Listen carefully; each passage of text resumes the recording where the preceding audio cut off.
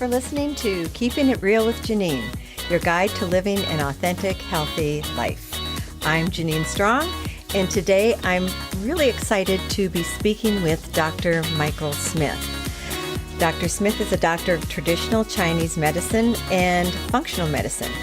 For most of the last 20 years, Dr. Smith has combined the leading edge sciences of functional medicine and evolutionary nutrition with the ancient healing wisdom of traditional Chinese medicine.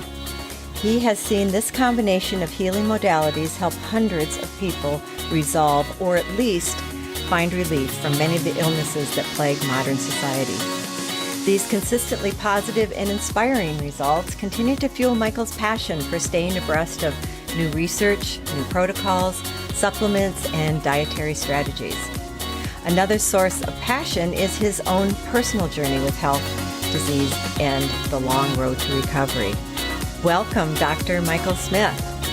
Thanks, Janine. I'm glad to be here. I've been listening to your show. I love your style. Oh, thank you very much.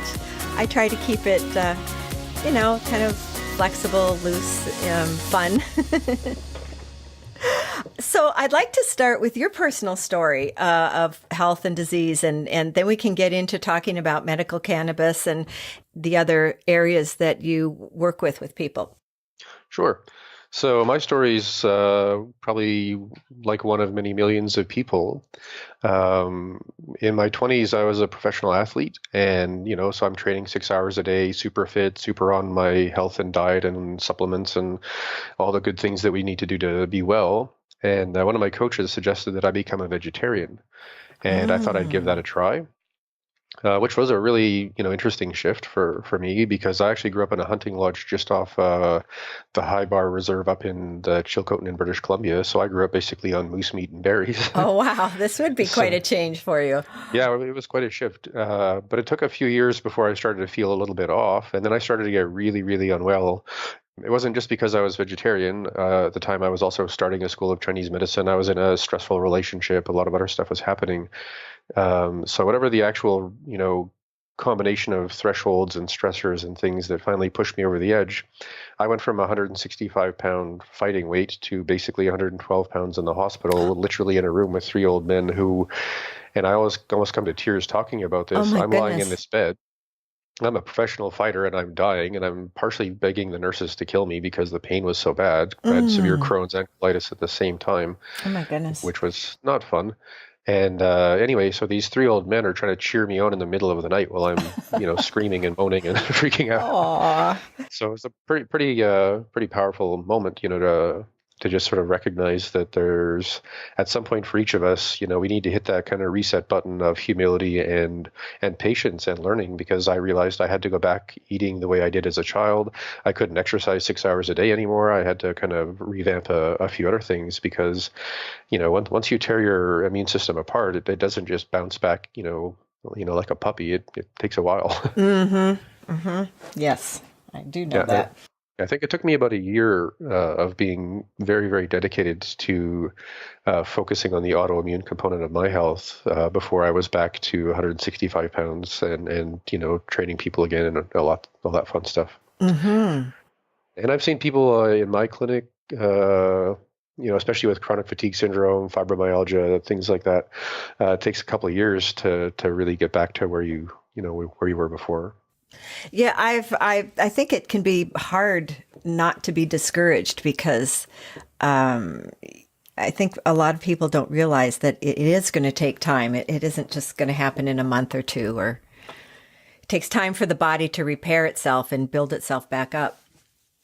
Yeah, and I think one thing that I probably have this conversation with everyone at some point, it's inevitably going to be a change in lifestyle, because if you do have complex autoimmunity, there's a bunch of stuff you cannot do, probably more than 3 days in a row, if that's pizza or beer or something else. So, some people are just like, gripping onto the steering wheel of whatever protocol they're on, hoping to get back to the lifestyle they had before they got sick. And in almost every case, if you're, in a really complicated situation, it's a fork in the road. You don't get to go back and play the games we were playing before, with respect to intoxicants and processed foods and being a big ball of scary stress. I like that metaphor that it's a fork in the road. 'Cause Sure is. you can't go back. You really Oh, can't. well, we all try though. So, wow. So when you went through this, were you already studying medicine or did this happen after? It happened just after me finishing my training, and my training was actually quite weird. Maybe the word would be unusual. So I got into studying Chinese medicine as a martial artist who was on a road to becoming a Taoist priest. Oh my goodness. So I was trying to find these old, Taoist masters and hermits and elders and teachers and stuff. And one of the people I was studying with, and I mean, this might be a different podcast, but he was actually one of the teachers of Bruce Lee in Seattle. I was training with this man, Fu Yuk-yong, who again was one of Bruce Lee's teachers. Bruce lived with him back in Seattle. So I was in Seattle training with this old master, and he sat me down one day, and he was doing some medical qigong on a broken bone that hadn't healed right in my hand, because when you punch everything, you're going to break your hand. It was a phase I went through. Anyway, he's working on my hand, and he looks at me and he says, your capacity as a fighter is pretty good, but maybe you should look at your capacity as a healer. And I kind of looked at him with that, tilted head look of dogs going, what? Duh. Because I was like, no, I'm going to be a priest and a warrior. I mean, what are you talking about? And he said, because he was doing this healing thing on my hands, he was opening up meridians and doing all the fun things that shamans do. And he says, your deepest nature is that of a healer, not that of a fighter. And I'm like, okay, that's, in my mind, I'm 20 something going, that's your opinion, old guy. Wow. But I sat with it for a while, and then because I was living in Vancouver at the time, so I was traveling down to train with him every month. So I went back down again. And I said, well, do you have any advice on, what that would look like? Because I had actually kind of looked at some Chinese medicine schools and going to China.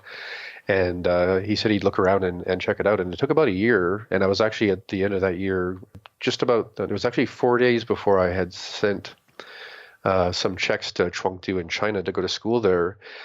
He had said that there was a friend of a friend who was, doing this public gathering. So I went and met some people, and I actually ended up studying with an old guy. His name's Liang Jiexuan, and he has a 15-generation father-to-son tradition of Chinese medicine. He started studying at the age of 4. Oh my goodness. And his father, when he turned 18, said, okay, now you can do Tui Na, which is Chinese like medical massage. And he had to do that for 6 years before his father would let him use acupuncture needles. Oh my goodness. So when we were training under, with his family's lineage, that was the kind of the rule is you have to do enough body work before using a needle is going to be effective. Because as most people, when you think of acupuncture, you think of somebody and you look at that hand with that big scary needle in it and you're going, oh boy, here it comes. But what's really important is that it's your other hand. So I'm right-handed. So it's actually my left hand that does most of the really intelligent work, because that's like my antenna hand. It finds exactly where things are blocked or where people are in the most pain. It helps me, assess and diagnose all kinds of subtle things. So that was a big part of that training. And what was interesting was in his family, again, it goes back 15 generations, but they also are the inheritors of what's called the Huanyuan tradition of Taoism, which actually goes back 7,000 years. So, I got to both study into a deeper tradition of Taoism, and eventually I gave up on the priest thing and became a doctor. And again, like I said, it was a phase. But, it was fun. Wow. And so now I get to carry this 7,000-year-old tradition of oral tradition of Taoism and oral tradition of Chinese medicine, because he was not a fan of any of the modern books in Chinese medicine. In fact, I think he said if you're reading a book that's written past 1742, it's complete BS. Wow. Oh, that is so amazing. It's so exciting how you were in the flow and, how it all unfolded and evolved for you. It's very exciting. Yeah, I feel like, being around horses most of my life, I probably swallowed a horseshoe at some point, and it's worked out pretty well.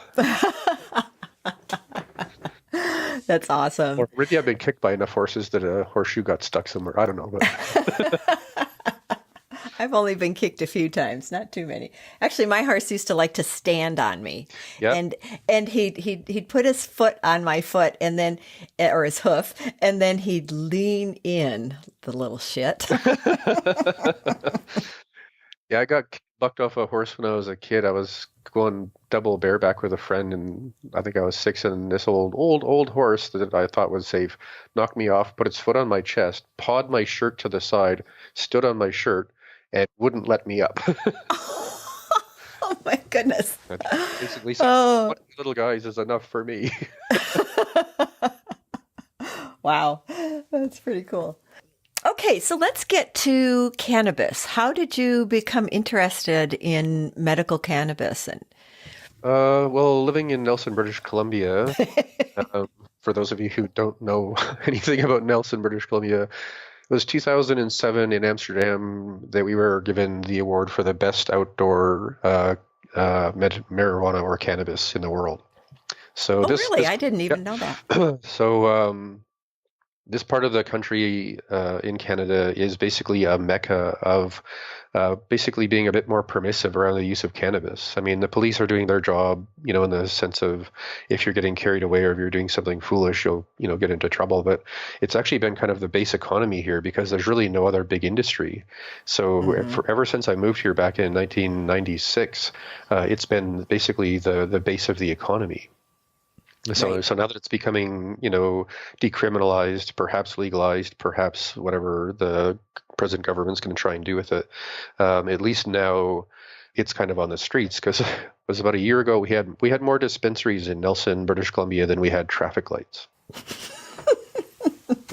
Well, I often say, in most cities, when you're walking down the street, you smell cigarette smoke. In Nelson, you smell pot. Yeah, you can usually say, "Ooh, that's a really nice, you know, strawberry cherry. That's a really great strain."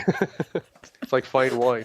So honestly, Right. just to answer your question, it's kind of by default because so many of my patients either use cannabis or they smoke weed in the sense of, the recreational or kind of just superficial use of cannabis. So I've Hmm. just had over the last 20 years really figure out what's working and what's not. Because I'm an educator and I teach functional medicine and Chinese medicine to other clinicians, as you mentioned in the intro, I kind of have to, by default, stay at the leading edge of all of this stuff, or else I'm going to look like an idiot. Hmm. Because Hmm. these people are calling me saying, how does this work with that? And I'm a researchaholic and I don't sleep very much, so I have lots of spare time to look stuff up. So now I'm actually going to be teaching a course.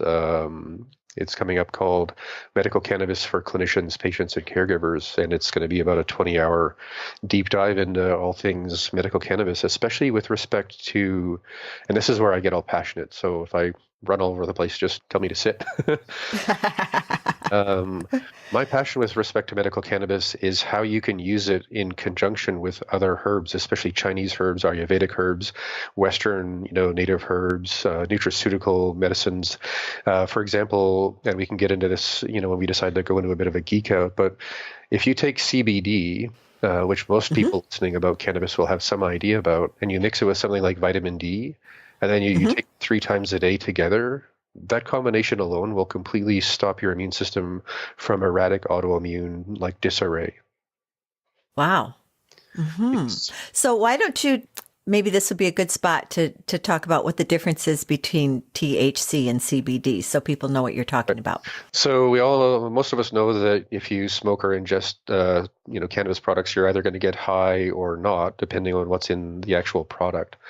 So we have THC, which is tetrahydrocannabidiol. It's a really, really interesting molecule because it looks very, very much like certain molecules inside of a part of our physiology called the endocannabinoid system. So Hmm. before I maybe dive into THC and CBD really directly, I just want to talk a little bit about that system because that's actually the why of medical cannabis. Great. Sounds wonderful. Go for it. So the endocannabinoid system has existed in all basically skeletal-based life forms for 3 million years. Hmm. Hmm. So that's dinosaurs Wow. would have got it. Hmm. Hmm. Right. So it's an endogenous thing. We have it naturally. And this drives a little bit the people who are really against cannabis because they call it like Satan's lettuce or something. For people who are just naturally reactively against anything fun or perhaps, where people may lose a bit of control or something, they really get quite annoyed to realize that they're running on those molecules anyway. Maybe not the exact molecules, but they're, within our endocannabinoid system, which is actually a profoundly amazing regulatory system for our regulatory systems. So I'm just leaving Okay, a so what does little it pause do? there. Yeah, so what does it do? So first off, let's look at regulatory things like neurotransmitters and hormones. Okay. So they're always shifting and adjusting based on your stress, based on your stimulation, in the sense of you're having a nice, calm, deep, eye-gazing, romantic conversation with someone. That's going to feel gooey and yummy in a certain way. When you're sitting there, beady-eyed with, your hands on your six-shooters at your hip, looking at Clint Eastwood in a cowboy movie, your hormones and neurotransmitters are doing something else. You're just driving down the highway in the snow and you lose control of your car and it's spinning out. You're not going to be in the lovey gaze hormone neurotransmitter place. You're going to be freaking out. And that's what I'm getting at the regulatory systems. Regulatory makes us kind of think of a baseline middle ground, and that's what you're looking for. But our physiology can go from, holy crap, I'm crashing my car into a giant rock, or holy crap, I'm going to ask this person to marry me in 5 seconds. Right? So we've got all this regulatory stuff going on with neurotransmitters and hormones, and then you look at the endocannabinoid system, and it regulates the regulators. Right. It fiddles with the receptor sites for serotonin, dopamine, all these other neurotransmitters. It changes the kind of gating mechanisms and rate mechanisms for the way our body triggers the signaling for like stress hormones, inflammatory hormones. You get really deep into the immune system, digestive function, regulation of appetite hormones. In fact, if you're overweight, there's a whole new brand of research on how using a precise ratio of cannabinoids and other herbs and a specific ratio of foods is the fastest way to lose that kind of belly fat, but you can only do it if you're doing that conjunction of specific cannabinoids and a specific lifestyle. And I don't know if we want to get into that in detail, Wow, but that's fascinating. Well, I mean, obesity and overweight in general is such a problem now.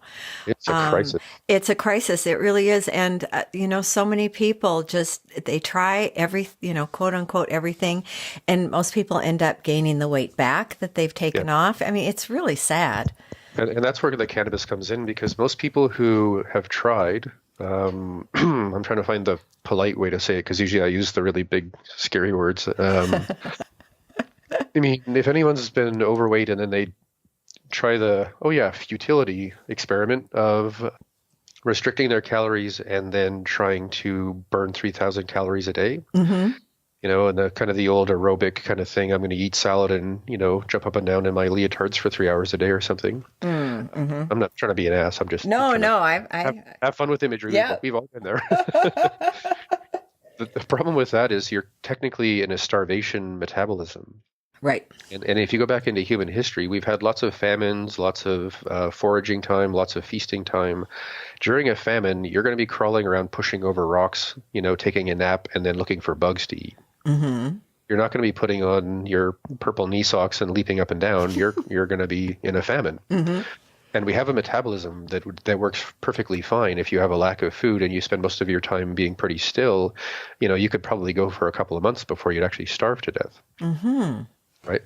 So, here we are with restricted calories telling our physiology that we're in a relative famine and we're trying to burn 3,000 calories a day. What happens eventually is called leptin resistance. Right. Leptin's basically an appetite regulating hormone. And now you're hungry all the time, no matter what. So you do your big fat loss regime and you lose the weight, and your metabolism is still stuck in that metabolism. So you start going back to a normal diet and you're not punishing yourself in the gym. You will gain back all that weight way more rapidly than the last time, and you'll gain another 5 to 15 pounds depending on the weight. So when you look at the regulation of those hormones, it's the use of things like CBD with a specific ratio to THC and other plant mediators that actually eventually repairs the damage to the receptors that eventually relieves the body of that resistance to that hormone. So now your leptin signaling works properly. Another hormone called ghrelin that balances it out works properly. And as most people know by now, if you have more than 5-10 pounds of adipose tissue on your body than you actually need for normal health, that those cells produce their own estrogens, their own inflammatory mediating cytokines. They produce a thing that changes your ability to handle stress. They can keep you in a pro-inflammatory state depending on the actual ratio of what's called white to brown fat. So it's really, really complex when you get into it. But when we go back to the simple kind of idea of regulating the regulators, if anything that's going on that's endocrine driven or neurotransmitter driven or inflammatory driven, which is everything in medicine, FYI, cannabis is going to be one of the things that accelerates any protocol you're on. Interesting. And to be clear for people who don't know, CBD is not psychoactive. It doesn't make you high. Yeah. So now we can get into the fiddly bits. So if you can appreciate that between, normal metabolism and regulatory function, we have this endocannabinoid system that's, again, regulating everything on a very subtle level. Then we want to look at what THC and CBD do. Okay. So THC, we all know, is psychoactive, and depending on the strain, which actually has more to do with what we call the entourage effect, which is, say you got a famous person and they got 5 friends with them. Depending on which 5 friends they pick, that famous person may seem different, So, yeah. So if you have, I don't know, Bruce Willis comes into your restaurant and he's with 5 kids, well, you're going to probably be feeding him a family dinner and you'd expect a certain kind of evening to progress. If Bruce Willis came into your restaurant and he's got 5 bikers and they all look rip-roaring high, it's probably going to go another way. So we're going to decide Bruce Willis is THC. I'm probably going to get a letter in the mail from his agent in 5 minutes. So THC comes into your body and it's psychoactive. And again, depending on terpenes and other alkaloids, it's going to change that psychoactive thing from maybe feeling really sleepy and snuggly to feeling completely paranoid and full of self-loathing. And again, that's why I'm bringing this up is, you really want to make sure you're getting the right kind of THC to get the effect. So once THC gets into your bloodstream, it can affect certain receptors in the endocannabinoid system because it looks like an endocannabinoid. And actually, that's why we call the endocannabinoid system what it is, because we first discovered THC, I think it was back in Israel back in the 60s when they actually first looked at the molecule and said, hey, that's actually what makes people high. Wait a minute, if that molecule can make humans high, humans have to have receptors for that molecule. And then they started looking at how that works. And then they found the endocannabinoid system, and they call it endocannabinoid because they found it by looking for something that looks like THC. So there's all kinds of molecules that have a similar shape in the body, especially one called anandamide, which if you take that word apart, ananda from a Sanskrit point of view means bliss. So they actually labeled the first endocannabinoid they found the bliss molecule. Right? Because in fact, that endocannabinoid system is designed to regulate especially those kind of high peak stress moments and help us recover more quickly. So when you're taking THC, what it's doing is binding to certain receptors, specifically what's called CB1 and CB2.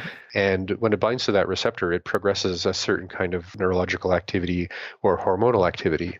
So it can regulate appetite, it can regulate stress, it can help you sleep, it can help you stay up, it can help you be less depressed or less anxious, depending on again, the strain, the entourage, or other terpenes or alkaloids. And of course, if you're mixing it with, say, some Chinese herbs or vitamin D or, some other kind of anti-inflammatory or something. So again, THC, very, very potent, very important that you're aware what strain it is and what it's likely to do. If you're interested in accessing medical cannabis, give yourself a couple of weeks to get to know how your body responds to these kind of things, because you can have some really bad experiences if you take too much. So when you're looking at, go ahead. Oh, I was just going to say, and I found, because I've been using it for an indica strain for sleep that I have to be really careful. I've been doing just drops at a time. If I take too much, I wake up with a hangover kind feeling, or it's just like there's a fine line between it helping me have a really nice deep sleep and sleep all night without waking up and, waking up feeling kind of crappy. So I'll come back to CBD in a sec because it seems just topical to comment on what you said. So with the indicas, yeah, if you take too much, you might wake up at 3 p.m. the next day trying to figure out how car keys work. Right? Or like you said, you're going to wake up to your alarm clock and feel kind of fuzzy for an hour or two, which usually propels people to use a lot more caffeine. And then you're, in this kind of weird dysfunctional over medication on two different sides of your metabolism. Because if you're knocking yourself out at night and then jamming yourself up in the morning, you're not moving towards health. Right. Right. So if you were to find the dose of your indica, say you're taking 15 milligrams of THC as indica, in your drops at night. In a couple of hours, you're going to feel kind of goofy, and then you're going to go to bed, and you're going to wake up feeling hopefully okay. If you took 20, you might wake up feeling a little bit crappy and heavy. If you took 30, you might wake up and really have a hard time organizing your mind for a while. If you're taking 15 and you're getting an okay sleep, but you're not really feeling like it's really deep, instead of taking more THC, what you can do, believe it or not, is chew on some dried mango slices or have some mango puree, and you will get more effect from your indica. What is it about mango? So mango has a molecule in it called myrcene, which is called a terpene, and indica strains of cannabis are fairly high in myrcene as one of the entourage people who walk into the bar with Bruce Willis. so now he's walking in with the Sandman for sleep, because the more you can upregulate the effect of things like myrcene, the more you're going to get the effect of the soporific thing, which makes you sleepy. And then you don't have to worry about so much waking up feeling hungover. Hops also has myrcene in it, which is why hops is such a popular sleep aid. Got it. Yeah, so that's again my passion is saying, instead of focusing on how stoned you might have to be to get through your life with cannabis as medicine, let's focus on how we can modulate the benefits of cannabinoids so you get the medical benefit without having to feel like you're a drug addict. Because I've had days where I'm experimenting with, my products or friends' products and stuff. And if it's too strong, it was a year and a half ago, I was lying in bed for 3 hours begging the universe to make sure I got through that, whatever I just did to myself, because I wasn't really paying attention to the deeper chemistry. And, it turns out that if you make something called golden milk, the recipe for that's actually on my website, so maybe you could put my website in your show notes. Oh, absolutely. And you could say your website right now, too, if you'd like. That's integrativehealthsolutions.ca.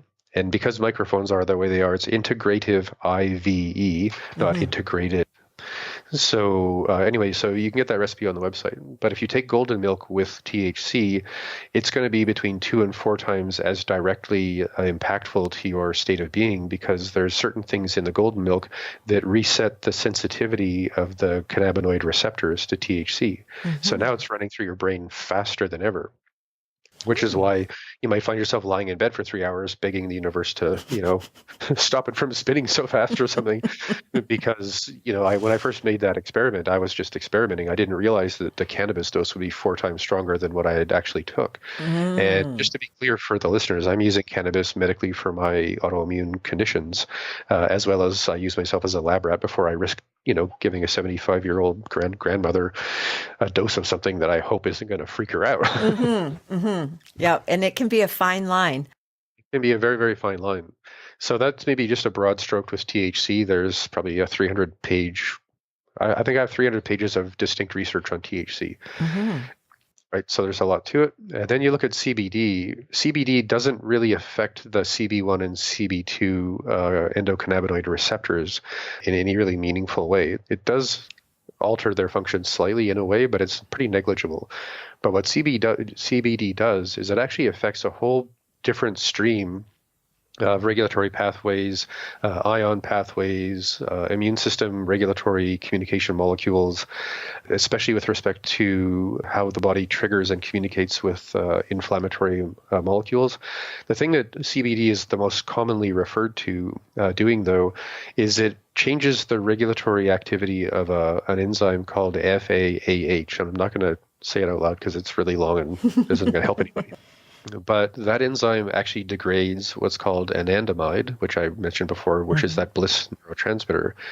So if it slows down the degradation of that, then it's going to keep your endocannabinoid system fairly balanced with respect to how THC affects your body. Because THC is a little bit of a bit of a biker. Like it walks into your brain like a biker in a bar. It's like, okay, my bar, my brain.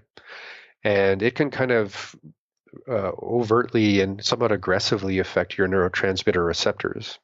So I'm a visual thinker, so I'm going to walk people through this kind of with some imagery because audio can be tricky. So imagine, just for the sake of an image, a volcano. And imagine that a cell is a planet.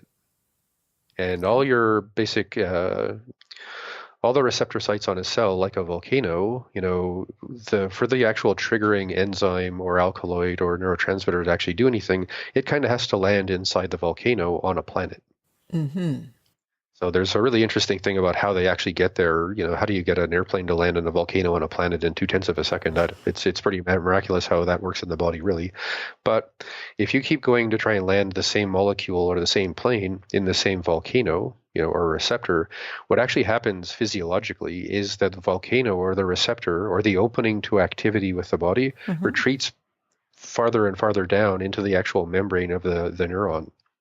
Or that particular cell. It could be a liver cell, an immune cell, a fat cell.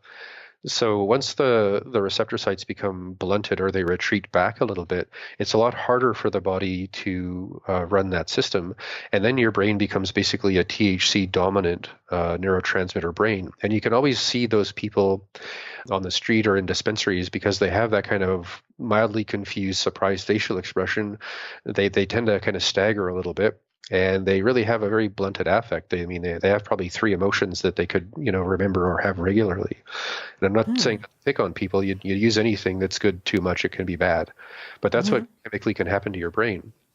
So because CBD downregulates FAAH, which keeps the anandamide volume higher with respect to the volume of THC inside your brain and the rest of your body, the blunting effect of THC is in a way regulated because there's so many other flavors around that volcano or that receptor than just one heavy-handed Bruce Willis in a biker jacket. Right? So, so anyway, it's just to give us a sense that, and this actually drives the real heavy stoners a little bit crazy because they want to get really high, but they've taken some CBD and then they can't get really high because it's again regulating the entire spectrum of endocannabinoids in your system after you've dosed with some THC and CBD. So if you're again listening to this and you're a big fan of getting super high and you're using cannabis like Janine for sleep, make sure you're not taking CBD with it. And say if you're not actually a person who's a fan of getting high, but you're a fan of really good sleep, and I'm a fan of really good sleep. But for some reason, about 15% of people, if they take CBD with THC before bed, they don't get to sleep.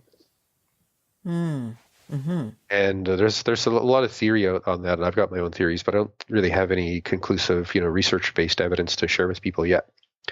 But I mean, I can say from my subjective experience as a patient, if I can take some indica a couple hours before bed with some passion flower hops and some other Chinese herbs, I'm going to sleep fine, and I'm going to wake up without any sense of being hungover or kind of sluggish.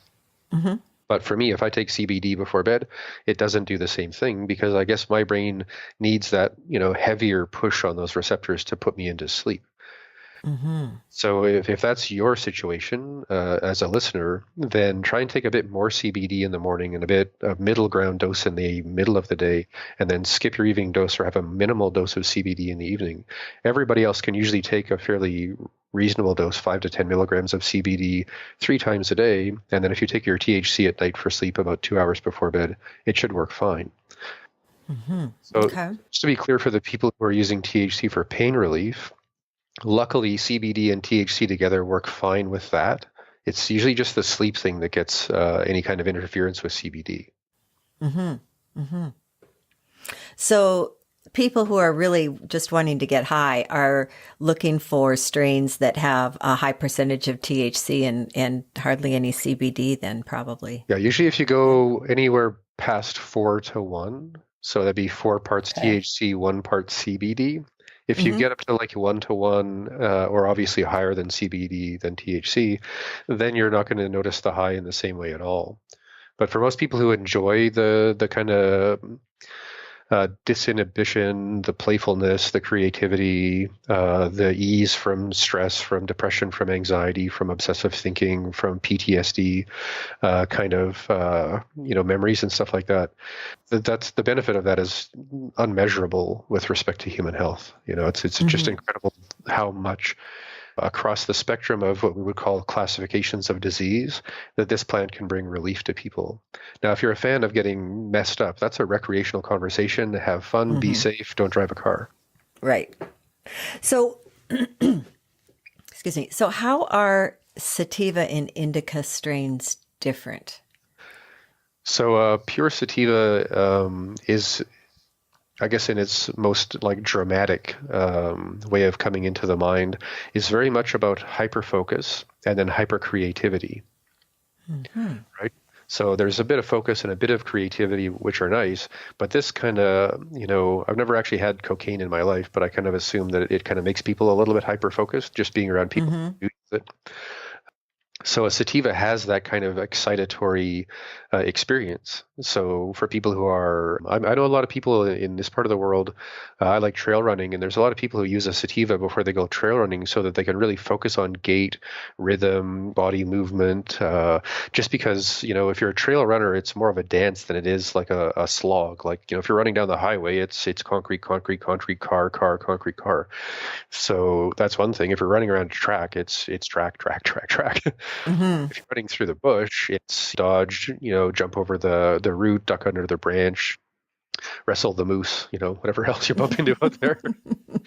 Sounds much more Much, interesting. much more interesting. And that's why people like the sativas when they're running, because you can be like I don't know, action movie hero moving through a maze. Like you're really having an amazing time experientially because you're so focused and playful and creative. If you're an artist and you want to get more deep into a certain kind of if it's painting or singing or whatever, you're just going to be that much more focused and creative within the moment. So that sounds great. Mm-hmm. However, Mm-hmm. you get some like dun dun dun kind of thriller movie music. If your brain has a lot of inflammation, that means you're going to have a neurotransmitter deficit, because your body will use Okay. neurotransmitters as an anti-inflammatory. And not to go too far afield, but that's the only way actual modern antidepressants work, is they're really crappy anti-inflammatories for your frontal cortex. So you can get a better anti-inflammatory like cannabis, then obviously you're going to get better results. Mm-hmm. So here we have Jack, and he's been clinically depressed for 3 years, and he likes to drink a lot and eat things that are triggering inflammatory cascades in his body and brain. And he will not change his lifestyle, and he's thinking that cannabis may be, the thing to do. If he was to ingest or smoke a pure sativa, I would bet money that Jack would have a panic attack or have a really deep self-loathing review of his inner world. Hmm. Because if you're in a negative space, and Mm-hmm. just imagine for a moment, Janine, that you're having a really bad day, Okay. hopefully just for the next 30 seconds, but just imagine that. And then you get hyper focused about how detail orientated you can be about what's negative in your life. Mm. Now you got a Mm-hmm. shopping list of problems, and you're being hyper creative because of how sativa works. So now the bungee cord of your mind, can leap off into space with how negative and how creatively, bad your life is going to be. It's like Mm. hiring Stephen Wow. King to your internal dialogue.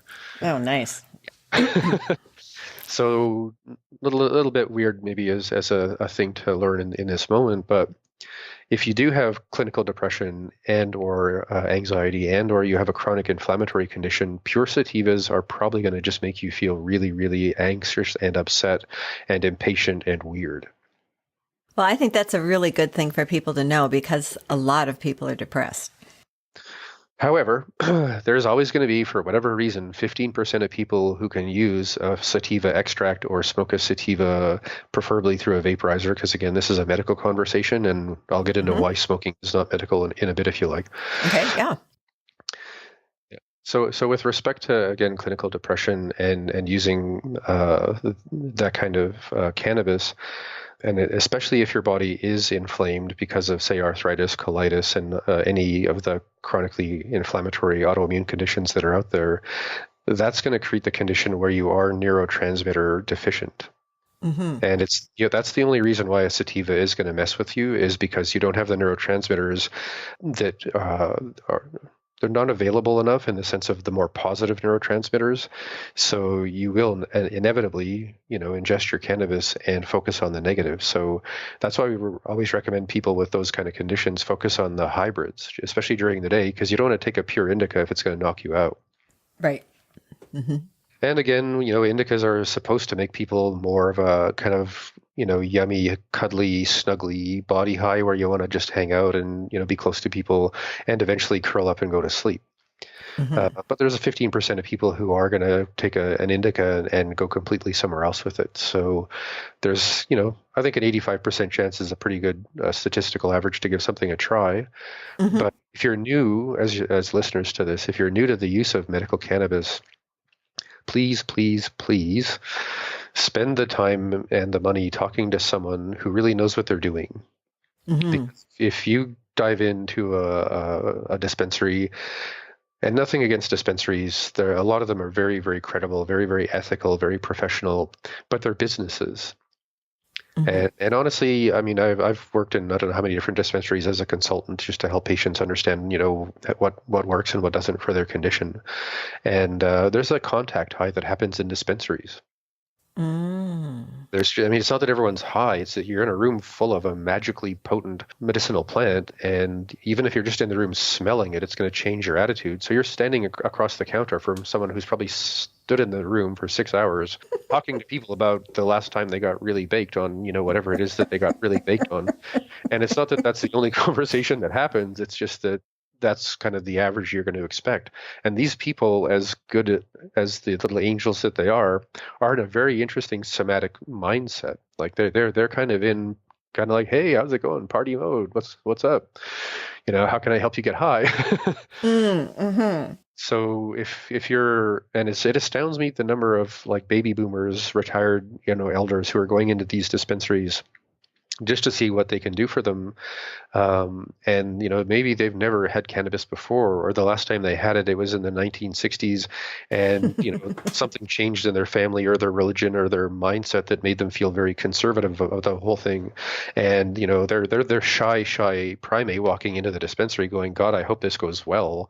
And then they talk to some, young person who's super chill and, hey, how's it going, man? What can I get for you? And the little lady in the walker is going, Jesus Christ, I hope I don't end up in some mental institution or something.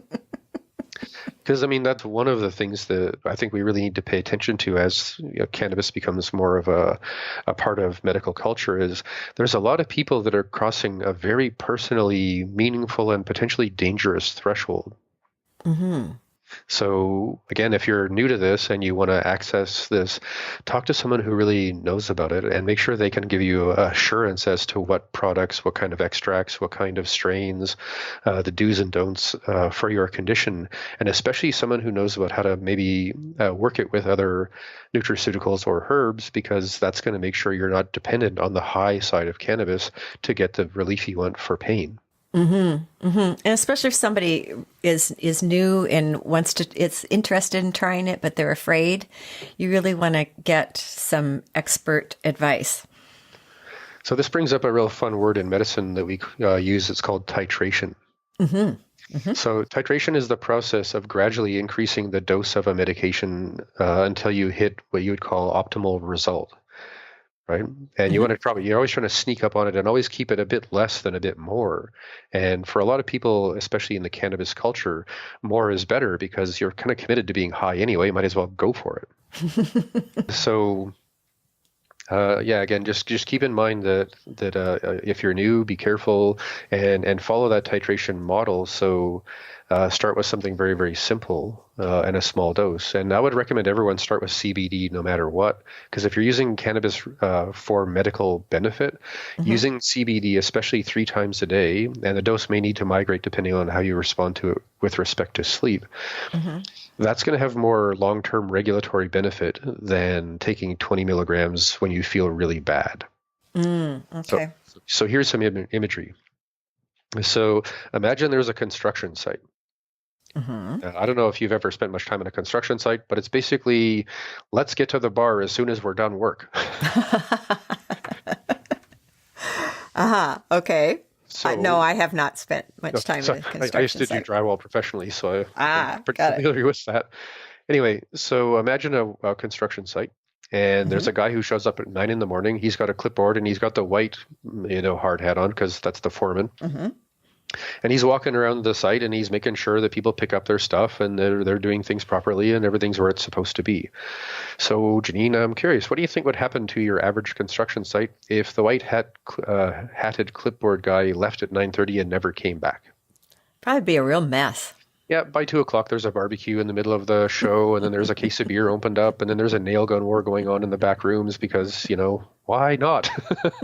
So CBD is, again, a deeply regulatory molecule for the entire physiology of human immunity. Like, Mm-hmm. so it's like hiring 2 guys or maybe 1 guy, 1 girl, just for fun. They both have clipboards and they have to both wear the white hard hat. But now they're walking around the construction site regulating everything. Hey, do you need some help with that? Oh, look out, you're going to, put that nail through your hand. Oh, look, that board with nails sticking up is, lying in the middle of traffic. So let's move it. So when you're Mm-hmm. looking at CBD, and especially again, if you mix it with vitamin D, and you may not know this, Janine, but vitamin D is actually a hormone. It's not a vitamin. Mm-hmm. And it functions as an immune regulating hormone. So if you've got vitamin D and CBD together, you basically have the best regulatory people running around the construction site of your body, reducing inflammation, increasing tissue repair. CBD has actually been proven to increase bone growth in people with osteoporosis. Oh, interesting. Yeah. Wow. So, I mean, holy cow, why aren't we all taking this every day? It should be in our breakfast cereal. Well, let me take that back. I don't recommend eating cereal of any kind, but Right. if it's going to be in your breakfast smoothie, that would be a good idea. Ooh, that gives me a really good idea for a cannabis product, actually. Yeah. A powdered, I'm actually sipping on my morning protein drink while Yeah. we're talking here. So, I could put a little in there. And again, CBD is not psychoactive, Right. although it does affect the body in the same way as a muscle relaxant. Mm-hmm. It does affect the body and the brain in the way that an anti-anxiety drug would. So although it's not going to make you high in the sense of, dancing unicorns in your brain, Mm-hmm. you are going to feel pretty chill, pretty physically and emotionally calm and relaxed. And for some people, that's going to feel subjectively so different than their day-to-day life that they may actually feel a little bit altered. But Mm-hmm. not in the sense of your ability to drive, raise kids, use power tools. You're not inebriated. You're just really chill. And if you're unfamiliar with that, well, welcome to normal. Welcome to how life should be Yeah, well, instead of being stressed all the time. it's amazing how we adapt and just stick to, what seems to be working, even if it sucks. Mm-hmm. Michael, this is awesome. I'm really enjoying this and I'm learning a lot, and I hope our listeners are too. You had mentioned earlier that smoking cannabis is not medical. Can you say a little bit more about that and vaporizing, using a tincture? Because I've noticed the onset of effect, the peak effect, the duration, all of that varies quite a bit with the method that you're using. Absolutely.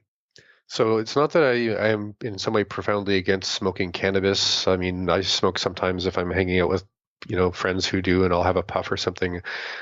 But as a clinician, and because my focus is complex chronic autoimmune disease, most of my patients are at their wits' end. I mean, they've seen everybody. There's nothing else that's going to work.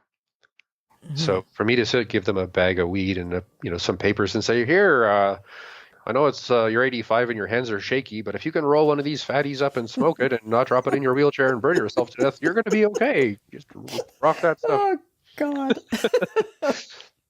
I'm visualizing Yeah, that. me too. Wow. I'm actually visualizing July 2018 when everyone starts trying to invent grow-ops in their house. The number of house fires is going to be hilariously scary. Anyway, so this is going to be a weird thing.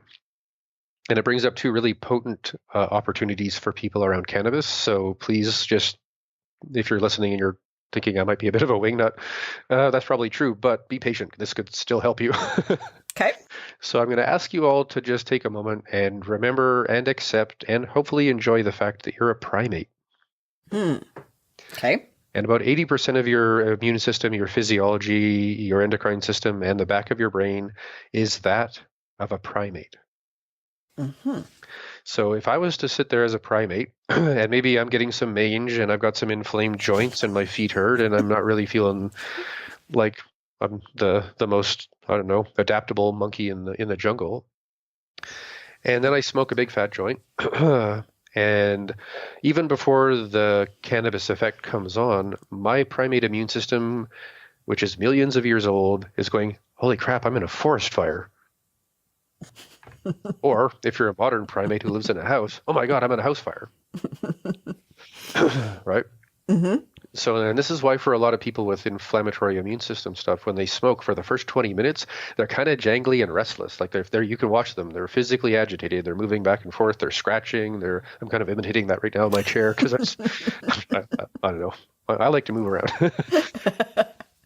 So now you've got a person with an aggressively reactive immune system with a now suddenly more aggressively reactive immune system. And for that 20 minutes, it's basically a war between your ability to breathe, relax, and chill out and let your body, your primate body, relax into the effect of the THC so that you don't go kind of bonkers with it. Because if your body's all jangly and then you get really weird ideas, you might really have a hard time with it. Mm-hmm. And again, especially if you're unfamiliar with what this is like. So again, if you're going to smoke and you're using a vaporizer, at least the temperature is a lot less and the number of burning minerals and metals going into your lungs, brain, kidneys, and bones is less. Mm-hmm. Okay. Because this is an important thing. And we talk about people who are chronic. They smoke 3 to 5, heavy joints a day. And if you smoke more than that, well, I'd congratulate you. But as a doctor, I'm more worried than wanting to congratulate you. So here we go, imagining things. Here I am going to smoke a giant, big, fat, joint of whatever yummy cannabis I happen to be, wanting to smoke. I don't actually want to do that, but for imagery's sake, here I am doing that. Mm-hmm. And imagine that as every part of that plant material combusts and transforms into a different version of some molecule, I breathe that in. Mm-hmm. So imagine a meteor shower of burning magnesium and iron and zinc and other stuff falling into your lungs, falling into your bloodstream. Your body's going, oh my God. What do you do with that? It's a oxidized, irritating, free radical producing molecule. Get rid of it. But your body just can't get rid of it because it looks like magnesium or zinc or iron or something. Mm-hmm. And now your body's trying to use that altered zombie magnesium or iron to fit into the receptors for that needed molecule. And now you have regular healthy magnesium or something else floating through your body. It can't actually get to the receptor because you have a damaged metal or mineral stuck in that receptor. And the body's like, I don't want that in there. It doesn't work. So it happens for a lot of people. And that's why people who are super chronic have gray skin. Oh. Is because their kidneys are completely overwhelmed with trying to deposit oxidized minerals and metals into their bones and brain. Interesting. Because at least that gets it out of your bloodstream. Uh-huh. Right? So 2 bad things about smoking right off the bat is it's going to turn your nervous system and your immune system to a more nervous status for about 20 minutes, and that may or may not be really dangerous for you. And it's going to fill your body up with oxidized minerals and metals. So at least vaporizing, you're getting less damage in that way. So I'm not against using a vaporizer because the impact of your medicine is going to come on within about 90 seconds. Mm-hmm. So for people who need emergent relief care because you just banged your knee or you just got divorced or you just got whatever, you're going to want that. You're going to want your medicine now. Mm-hmm. And a lot of people who obviously I'm going to promote using tinctures and tars and extracts and oils more because medically they're more easy to test and they're more accurate to dose. Mm-hmm. Mm-hmm. Which is important. I think it has to be important, you know.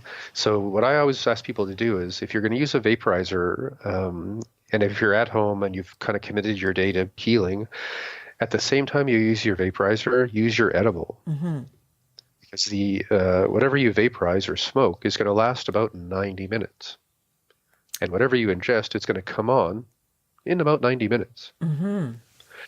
It's almost like someone planned it that way. Interesting. I'll say that because it's like, whoa. Mm-hmm. Anyway, so that's a really, really big thing for people who require chronic pain management, chronic, for PTSD and stuff like that. But the ideal is, if you can, for medical use, figure out your ingestibles, your other alkaloids from herbs and nutraceuticals to get the most benefit to your health, instead of sitting there going, God, I hope I get the most benefit from my THC. Mm-hmm. Because we are kind of drinking the Kool-Aid right now with medical cannabis in this part of Canada, because now we can finally just get access to anything we want and play with it, Mm-hmm. which is awesome. It's awesome. But medically, it's coming with some risk, because a lot of people are just trying to quit their pharmaceuticals and just use massive amounts of cannabis to control their symptoms. Mm-hmm. And I think that's going to be the first year for everybody once you decide to use medical cannabis. We're now a couple of years, 2.5 years into doing this kind of in frontline care. And it's been my experience that everyone for the first year is like a teenager. They're like, all right, okay, I got cannabis. Okay, great. I'm going to take care of my arthritis. And they're having a great time with it. And then usually after that first year, they come back going, yeah, not sure I want to spend the rest of my life baked every day. It does seem like kind of a waste. Well, it does limit, certain things in life. So again, it's a really good idea to just look at it as a part of your entire health care model, not just, okay, now I'll use weed instead of everything. Mm-hmm. Mm-hmm. So one other quick thing about the primate thing, Okay. because I bring this up to just about every patient that I meet. If you have access to medical cannabis, especially a medical cannabis ointment or topical or salve or cream, rub that everywhere you feel pain. Rub that everywhere where you feel tense and sore. Rub that everywhere where you hold emotional tension.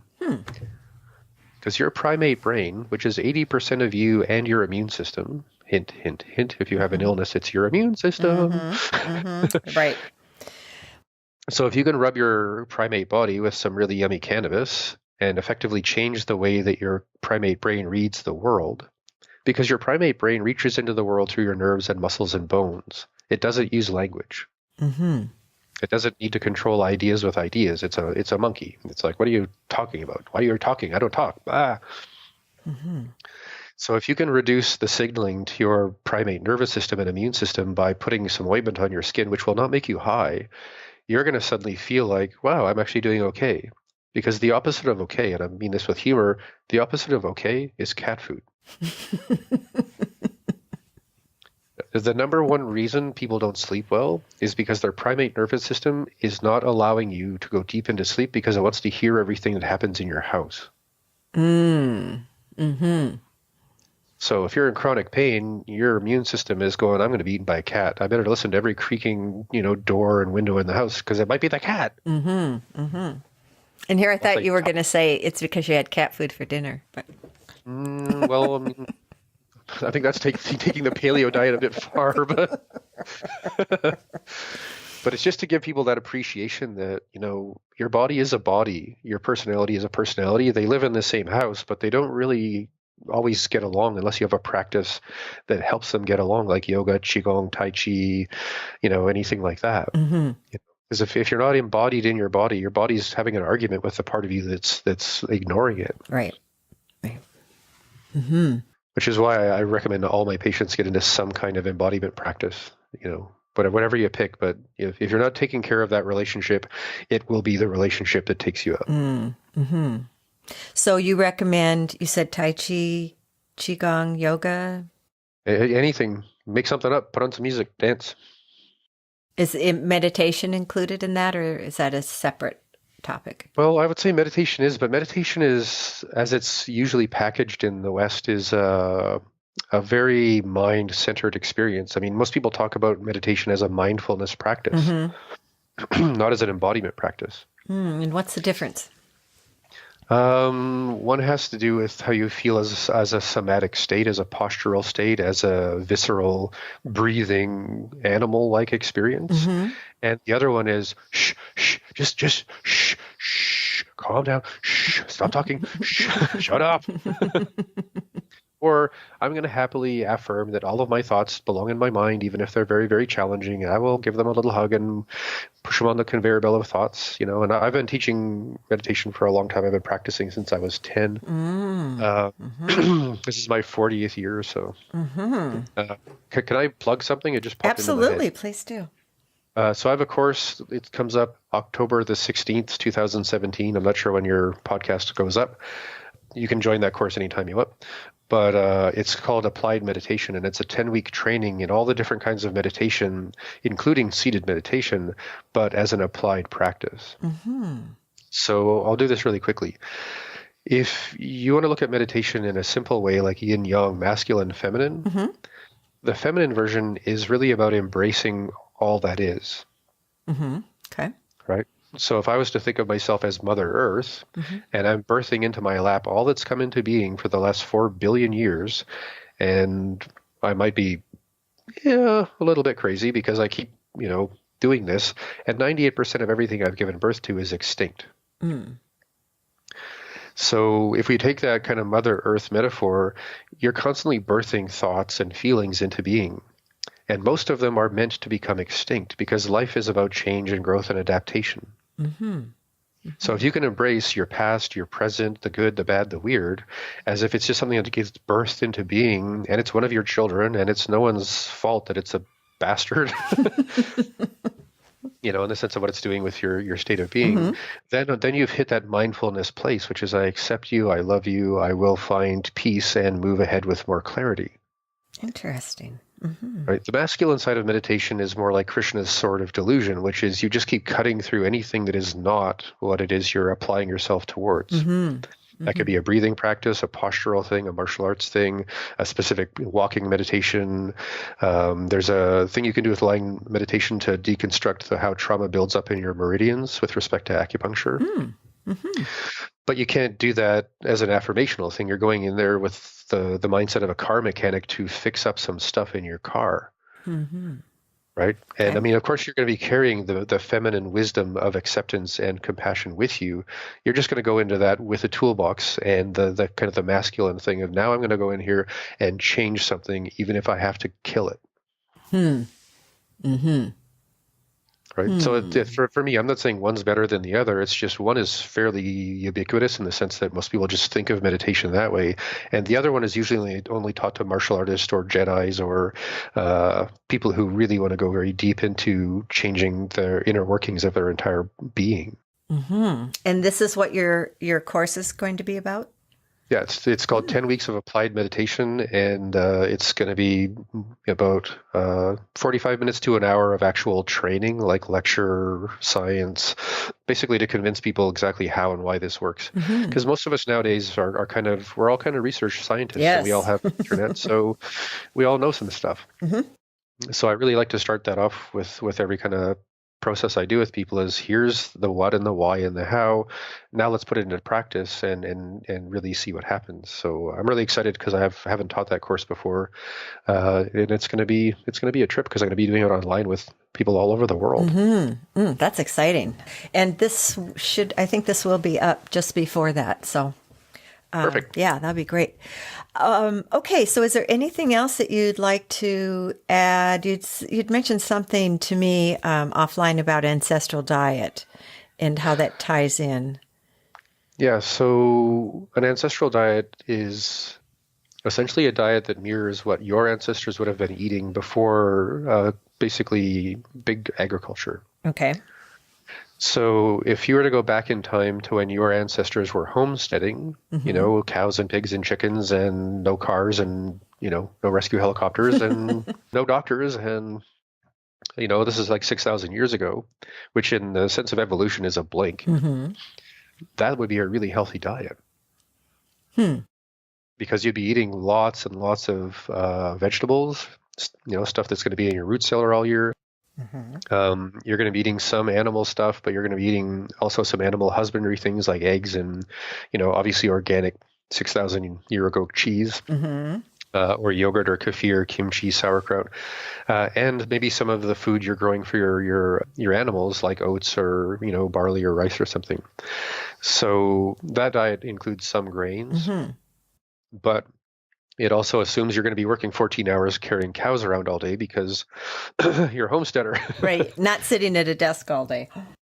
Yeah, so that's kind of my tongue-in-cheek thing is if you want to go to a fairly easy to modify ancestral diet like a homesteader diet, you just have to remind yourself that you're going to have to be a really fit person to make that work in the long term. But at least you're getting rid of all of the processed, crazy, icky, blah stuff that's in stores now. So let's say you're a patient of mine and I've said, well, Janine, maybe what you should do is try this homesteader thing and see what happens. And a couple of months go by and you're feeling pretty good. You've lost whatever you've wanted to lose with weight, although you're in perfect shape, so I'm not talking about you. But let's just say it's not working very well. So the thing we get people to do next is to go on what's called a real paleo diet. And I call it a real paleo diet because I have a problem with the modern paleo diet. Interesting. Okay. So again, I grew up in a hunting lodge. I'm part native, and I've been teaching wilderness skills for 32 years. So I would love to take the top 5 selling paleo cookbook authors into the wilds and watch them try and grill meat. Because almost every paleo cookbook I've ever seen, it looks like gastro porn for barbecue salesmen. Interesting. And when you grill meat, you make it cancer-causing, inflammatory, and bad and harder to digest. So this is what I think I've probably said the most is no self-respecting paleo person like myself, raised by their grandparents, like anyone back in the day, would ever cook meat over a fire on a stick. So you see all these cowboy movies where some guy with a dead rabbit on a stick over a fire, and you're like, if you were actually a cowboy and you actually were taught how to live in the wilderness, you would never cook a rabbit that way because it would actually kill you eventually. How would you cook it? You'd poke a hole in its skin right around its belly button. You'd dig a hole in the ground and fill it full of coals. Then you put the rabbit wrapped up in a bunch of leaves and straw onto the coals. Then you would bury it in more coals and then go to bed and wake up the next morning and have breakfast of juicy, yummy rabbit where you would go through every drop of fat, every bit of brain, liver, kidneys, and bone marrow. Because, and look this up if you want, there's a thing called rabbit starvation. If you just eat rabbit meat every day as your primary source of food, you will be dead in 3 weeks. Wow. Why is that? Because rabbit meat has almost no fat in it. Oh. Right? So we have this weird, almost, barbarically kind of sexual, like weird attachment to big, cheap pieces of grilled dead animals. And I like me a steak when I have a steak, but having that as your primary way of relating to animal proteins and eating and cooking animal proteins will eventually get you into bed with cancer and Alzheimer's and some kind of inflammatory, autoimmune disease because it's the wrong way to cook that food. So, and now we think of it as like, I wrote a gourmet cookbook a few years ago, and watching all of the gourmet chefs do all of their stuff, these people are obsessed with destroying animal protein. So what is the best way to cook in modern day? Modern day would be, and you don't need to cook it in a clay pot. You need to cook it as if you're using a clay pot. Which is stews and stir fries and casseroles and, roasting and all that kind of stuff. Got it. Yeah. So not saying you're not allowed to fry meat. Like I said, I have a steak once in a while and I might as well have a good one if I'm going to have one. But that's not, in my mind, an ancestral meal. That's sort of a Friday night fun thing to do with my kid. Got it. So let's say you're looking at this paleo diet and you figured out that grilling meat is not healthy. Or ancestral, in fact. You're going to be eating a diet that's mostly centered around a fairly equal ratio of fats and proteins. Okay. And then a huge amount of vegetables and roots and some nuts, some seeds, but primarily no grains and very minimal amounts of legumes. So when it comes to autoimmune disease, the reason why that's a really good idea is because most grains have a few fairly tricky antigens in them or things that make your immune system kind of mad. Mm-hmm. So if you can remove things that make your immune system mad, Mm-hmm. like fried meats and, whole grains and stuff for a while, then your immune system can go back to a much more gentler, friendly way of communicating with the rest of your body about what's going on. Mm-hmm. So let's say that didn't really work out. Okay. You did your best. The next thing that I recommend people do is what I call an ice age diet. Oh Now, I called it dear. an ice age diet because I like to make fun of things because I'm a bit of an asshole in the stand-up comedy sense of the. Mm-hmm. Mm-hmm. So I picked that because I thought it made fun of the paleo diet and it made fun of me making up diets. So Okay. got to have some fun. Yeah, absolutely. But at the same time, if you actually look at evolutionary history, if you go back a couple of million years, we've been going through this pulse and retreat and pulse and retreat of glaciation or ice ages. Right. And when it comes to human evolution, what we adapt to makes us more us, Mm-hmm. makes us better us. Mm-hmm. So the hardest things we've had to adapt to have made us the most us. Okay. And ice ages are the big, bad, scary black belt winner of forceful adaptation for everybody on the planet. Mm-hmm. Mm-hmm. So let's say it's a couple of million years ago and suddenly it stops raining.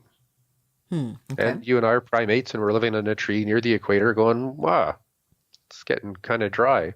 And then there's no more leaves on the tree because the tree's dying. Mm-hmm. And then there's no more food for us to eat because all the little tubers and stuff and berries and leaves we like to chew on aren't around anymore. And then the forest turns into a bit of a zombie movie because all the predatory animals are starving to death too. Mm-hmm. So some of our ancestors, for whatever reason, literally 2 million years ago, headed to the beach near the ocean where they could find some freshwater runoff and started knocking mussels off of rocks and eventually getting the courage to walk into the water to pick up things like lobsters and crabs. Eventually we got the courage to learn to swim. And I don't know if we have time to get into this, but there's no disputing that that's our original adaptive origins, and we actually have as much to do genetically with, in terms of metabolic function, we have as many things going on to a porpoise as we do to a primate. Yeah, humans are basically the descendants of beach monkeys. Beach monkeys. Cool. I like the name. I just think, where are you coming from? Hey man, I'm a beach monkey and I am not cat. Mm-hmm. What's interesting to me is Aboriginal person, in our language, the word we have for that world, and that's where in our old stories, and I've traveled around and talked to Indigenous people all over the place, and they all have the same story. We all come from the water. Interesting. The world of the north, where we spent most of our life at the beach, and the word in our language for that, I speak Dene, and it's the word is Niholdilchil. I'm not sure how that comes across with a microphone because it's spoken mostly in the back of your mouth. Interesting. Yeah. Say it again. Niholdilchil. Wow. I don't even think I could say that. Most people can't. So yeah, you have to train your tongue to do something really weird. Mm-hmm. Anyway, so that word actually describes the experience of a baby at its mother's breast, sleeping and then feeding and then napping. Mm-hmm. It's also used to describe a very specific time of day and time of year. But yeah, so in our language, the word for that, terrifying, scary, horrible world was pure sufficiency, great place to sleep, lots of food. Mm-hmm. Pure sufficiency. Now, what are we living in today? Scarcity, competition for resources, and all this other BS, right? Mm-hmm. Mm-hmm. Here's a good question for you, Janine. Just in the sense of intuition, where do you think most people naturally feel like going for a holiday? The water. By the equator, where it's warm, Mm-hmm. and there's lots of drinks and fishes. Mm-hmm. So it's a race memory thing. I've always felt better by the water. Well, that's where we come from. Just ideas come to me, just feel more calm, I feel happy. I've always felt better by the water. Yeah, this is going to sound weird. I don't think I've ever actually said this on an interview before, but sometimes I disappear and people have no idea where I've gone. Aha. I live in Nelson, so it's like a 9-hour drive to get to the ocean. Mm-hmm. But sometimes I just wake up at like 2 a.m. and like, I'm going to drive to the coast now. And I get up and I drive to the coast and go and sit by the water for a day and maybe light a fire if I can and hang out. And then I drive home and people are like, you've been gone for 3 days. What happened? I said, oh, I just had something to do. Yeah. So we all come from that. So if you look at the Ice Age diet, it's a profoundly anti-inflammatory diet because most of it's going to be raw fish and plants that grow by moving fresh water. Mm-hmm. Like Can you imagine what you'd feel like if all you ate was sashimi and avocados and, I don't know, watercress? Sounds pretty good. It's Probably feel. incredible. I mean, go ahead. Oh, I was just gonna say you probably would feel pretty good. Yeah, I mean, I have a quick story. There was a patient several years ago came in and don't react to what I'm going to say if you're listening, but she looked like Jabba the Hutt. Mm. And I don't mean that in the sense of being overweight. I mean, her entire body was an amorphous blob and it was gray. Poor And thing. she looked like she was just ready to like leap out of a window. She was in hell. And her story was very basic. She has essential gastritis, and every once in a while it gets so bad she has to stay in the hospital to get IV morphine to deal with the pain of her body eating itself up from the inside out, Oh my goodness. which is not fun. No. And this had gone on for 10 years. Wow. So she had gone to the emergency ward to get her big, thing of morphine because she was at her wit's end again. And for whatever reason, the ER doc said, "I think you're malingering and seeking drug use. I'm going to ask you to find other means to solve your problem." He basically kicked her out of the hospital with no treatment. Wow. So she's crawling around the hallway of my clinic trying to figure out what to do. And there's not very much I could do for immediate care because that was years ago before I could have maybe offered something around cannabis. But what I suggested was do everything you can, for pain management without taking, this class of drugs because it's going to make it worse, and then go on the Ice Age diet. And I said, do that for 7 days on, 4 days off, 7 days on, 4 days off for a month, and then see what happens. And I never saw her again. Wow. For about 6 months. And then this stranger ran up to me on the street and hugged me, and I kind of felt a little freaked out because I had no idea who they were. And it was her. Oh, wow. And she had turned around profoundly chronic gastritis by eating anti-inflammatory food for days in a row and nothing else. Wow. That makes me emotional. That's and it's totally insane that that's just not like something you learn in high school. So for myself as a patient with Crohn's and colitis, they're both things that affect the membrane of your GI tract. And this is a fun thing to do. If you were to stretch out the membrane of your GI tract, it would be the size of a tennis court. Oh my goodness. And you actually have to rebuild that tennis court every 4 days in normal physiology. Wow, the cells turn over that fast? Yep. Wow. Yeah, so it's actually the most expensive physiological function in human effort and physiology, and I've only seen one paragraph about it in every textbook. But imagine taking anti-inflammatory, yummy sashimi-grade salmon or some ceviche, which is a really delicious big fish, and you're just rubbing that anti-inflammatory yumminess all over that tennis court-sized membrane, making it all happy and healthy and allow it to repair itself without chronic inflammatory dysfunction. Wow. Right. So every once in a while, I dive into the Ice Age diet to completely just drop the Crohn's and colitis activity in my body. And it's gourmet food. I mean, oh my God, what should I do for my illness? Try gourmet food. What? I didn't expect that. I walked away, go to see my doctor. I came out with a cookbook. What the hell? And actually, I love that part of my work because literally people come into my office and they walk out sometimes with my cookbook going, oh, I'll just eat real food then. That's awesome. Wow. I like it. This has been wonderful. I've really, really enjoyed this. You are obviously extremely knowledgeable and very experienced, and you have so much to share. I would love to have you back on again because I had a big list of other things to talk about, but I think we're going to have to do that at another time. I would love to. This has been a really fun conversation. I think we get along really well, and I hope the people listening to this appreciate my choice in trying to keep that balance between humor and just the geek out stuff, because I don't know. I would rather connect to people as me than as just some nerdy guy who knows stuff. Oh, no, absolutely. I mean, if somebody's listening to this and they don't appreciate your humor, too bad. Yeah. Perhaps you should consider some real food and cannabis. Absolutely. This has been great. So would you tell people how they can connect with you if they would like? I will also be putting the information on the website, but I think it's good to do it right here. So you can get a hold of me through my website, which again is integrativehealthsolutions.ca, not .com. You can find me on iTunes if you look up Fusion Health Radio. I've got a YouTube channel. It's integrativehealthsolutions.ca. Yeah, I've got books and courses and all the usual stuff that people like me do on the internet. So if you're looking for some guidance or support or something to get into, feel free to get a hold of me. Let's see, right now we have a 10-week health challenge program. It's like a cleanse. Then there's the meditation program coming up. There's Qigong teacher training for people who want to do that. We got a course coming up next year. I'm so excited about this. It's going to be called 100 Days of 110%.